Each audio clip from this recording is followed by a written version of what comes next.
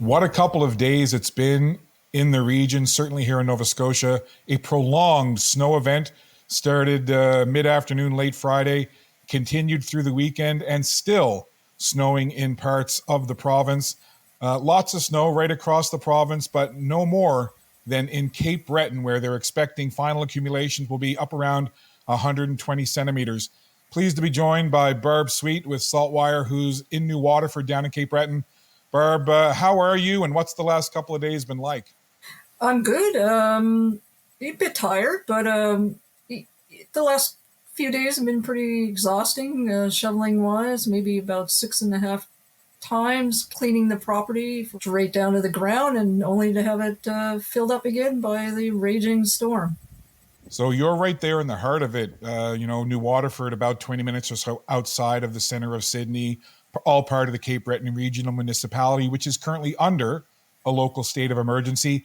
Give us a sense of what it's like in and around the CBRM, what's happening with schools, with travel, with work, all of it. Well, schools are closed. People are being told to stay off the roads unless absolutely necessary.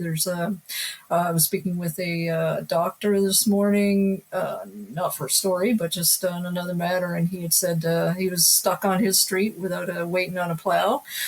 So a lot of people are in that very situation, waiting on plows. And if you're in the medical or healthcare field, there's a lot of them pulling more than one shift because they're stuck at hospitals and healthcare facilities while other people are stuck at home.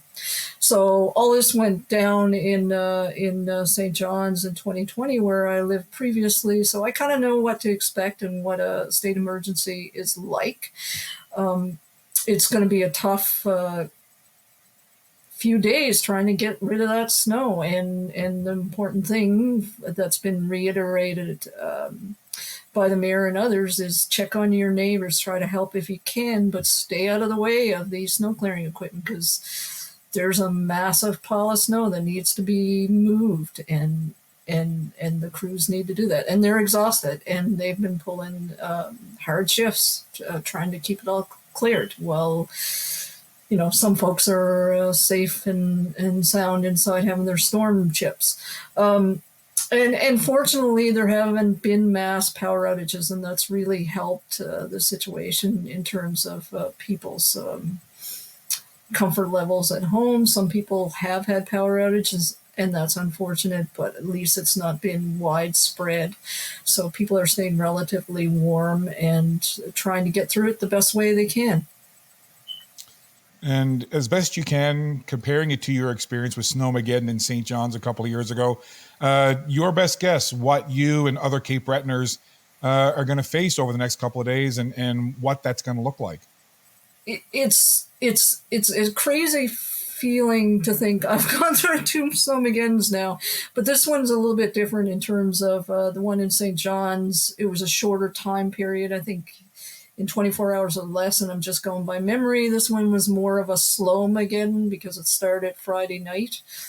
And, the first few rounds of shoveling out the property, it was exercise and doable. And then I think yesterday I kind of hit my own wall of, oh my God, this is like nauseating. And,